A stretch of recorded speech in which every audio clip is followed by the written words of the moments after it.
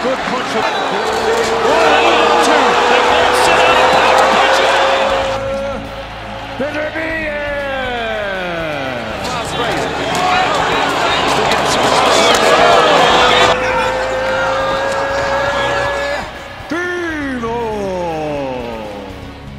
Perdebatan panas para analis dalam melihat keputusan juri masih terjadi hingga saat ini. Kemenangan Better Beef dianggap sebagai kemenangan kontroversial. Meski sudah banyak penjelasan, namun banyak pihak masih belum menerima jawaban masuk akal yang diberikan. I felt like I was land more clean punches, but boxing is not about only clean punches. It's about pressure also, about how you impress judges.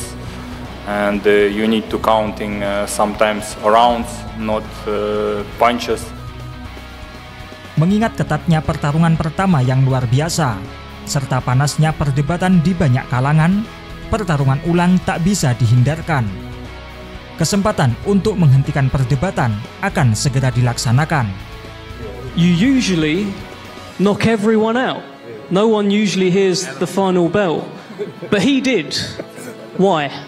I don't know, because maybe he is lucky that night. 22 Februari 2025. Sekali lagi, salah satu laga puncak tinju dunia antara dua petinju terbaik kelas berat ringan 175 pon akan terjadi. You know, I don't believe too much in lucky.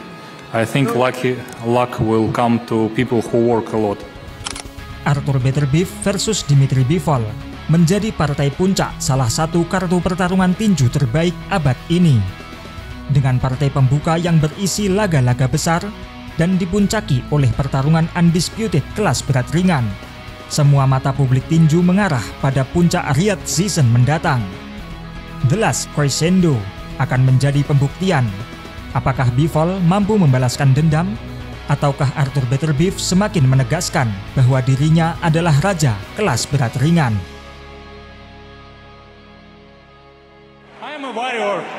I have to do everything perfect, and I don't have any explanation because it could look like excuses. I just congratulations to Arthur and his team. He deserves it. Setelah mengalami kekalahan pertama dan satu-satunya sepanjang karirnya, Dimitri Bivol tidak pernah mencari alasan akan kekalahan. Jiwa pejuangnya pantas dihormati. Menerima apapun hasilnya dengan elegan dan tidak menuding siapapun untuk disalahkan. You know, I promised myself I will not find excuses for me. I will tell only that this is my fault, that I didn't do my job 100% well, you know. That's it. Bivol selalu menyebutkan bahwa dirinya akan memperbaiki apa yang harus ia perbaiki dalam pertarungan pertama. I just need to be better in all points, move better, throwing more punches, harder punches, everything better.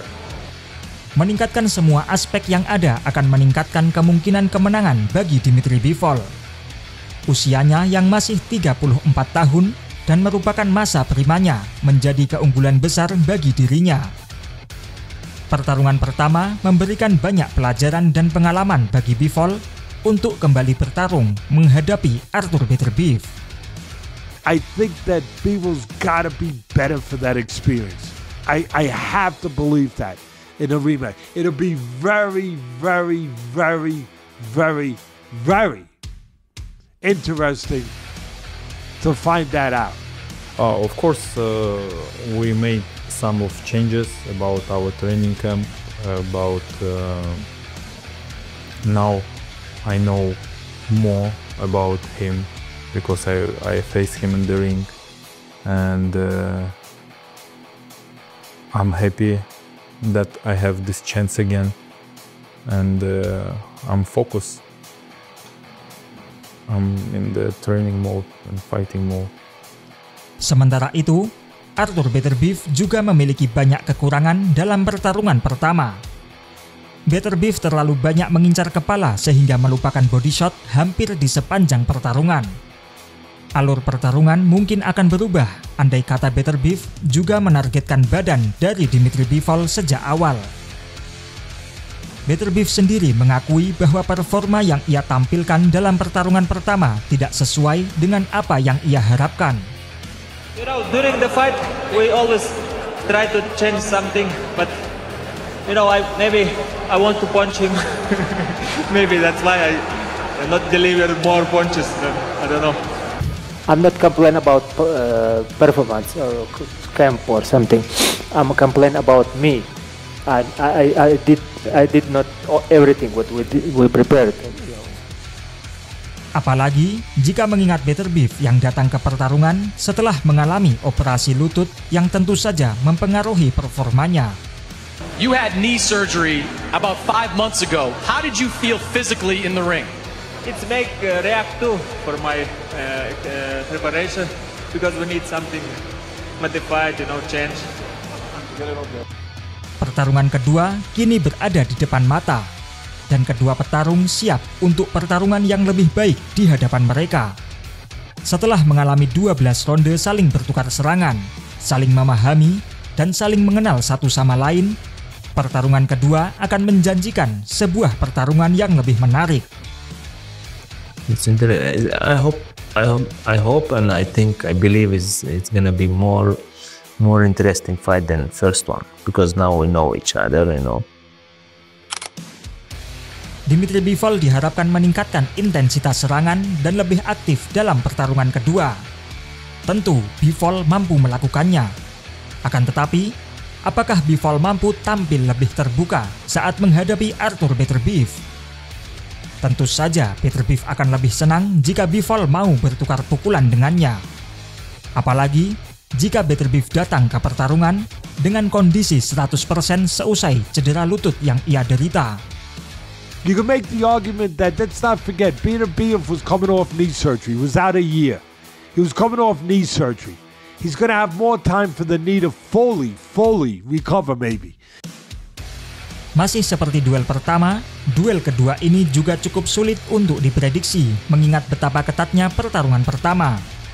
Para praktisi tinju tetap terbelah menjadi dua pihak antara prediksi bahwa Beterbiev bakal menang ataukah Dmitry Bivol yang akan menang.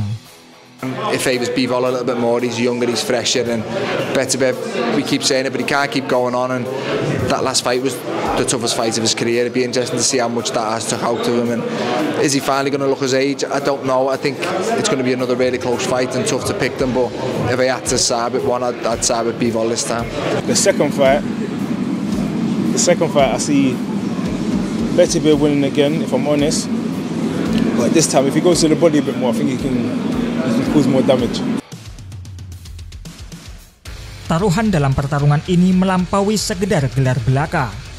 Bagi Beterbiev, kemenangan akan semakin memperkuat warisannya sebagai salah satu petinju kelas berat ringan terbaik sepanjang masa.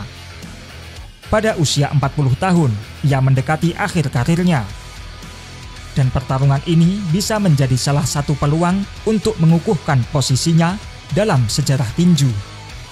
You've stopped all your opponents apart from Dmitry Bivol. Do you believe in this fight you'll be able to get to him with a little bit more pressure that you can force a stoppage? We'll see, I don't know. I can't say that. Di sisi lain, bagi Dmitry Bivol, pertarungan ulang merupakan kesempatan untuk membalas satu-satunya kekalahan sepanjang karir profesional dan membuktikan bahwa ia mampu mengkudeta sang raja sejati divisi kelas berat ringan. Ambisinya untuk balas dendam kini tidak kalah besar dengan cita-citanya dalam meraih gelar. Before I was so wanted to have this belt and nothing else. But today I want not only just belts. I wanna revenge. I wanna fix what I did before. I wanna win, not just belts. It's not only about belts now. Saat dunia tinju dengan penuh antusias menantikan tanggal 22 Februari 2025, pertarungan ulang antara Artur Beterbiev menghadapi Dmitry Bivol menjanjikan sebuah event bersejarah. Dengan gaya bertarung yang kontras, taruhan yang tinggi, dan pertanyaan yang belum terjawab dari pertemuan pertama mereka.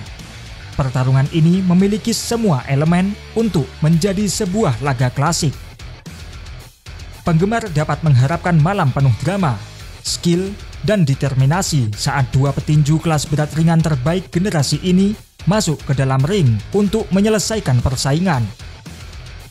Apakah Bivol mampu membalaskan dendam, ataukah Arthur Beterbiev semakin menegaskan bahwa dirinya adalah sang raja kelas berat ringan?